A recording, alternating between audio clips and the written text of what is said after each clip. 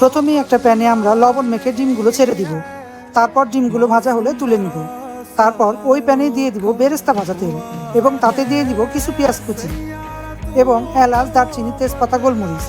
পেঁয়াজটা কিছুক্ষণ ভেজে দিয়ে দিব পেঁয়াজ বাটা, হাফ টেবিল চামচ রসুন বাটা ও হাফ টেবিল চামচ আদা বাটা। আদা রসুনটা একটু ভেজে দিয়ে দিব লবণ হাফ টেবিল চামচ, মরিচ গুঁড়া 1 চা চামচ, ধনে গুঁড়া 1 চা চামচ দিয়ে একটু নেড়ে চেড়ে দিয়ে দিব কাজু বাদাম, চীনাবাদাম, কাঠবাদাম ও কিশমিশ ব্লেন্ড করা। সাথে দিব ফ্যাটানো টক দই হাফ কাপ। সব কিছু একত্র করে লো আঁচে মশলাটা কষিয়ে দিয়ে দিব ডিমটা দিয়ে একটু কষিয়ে নিব। তারপর দিয়ে দিব হাফ চা চামচ চিনি।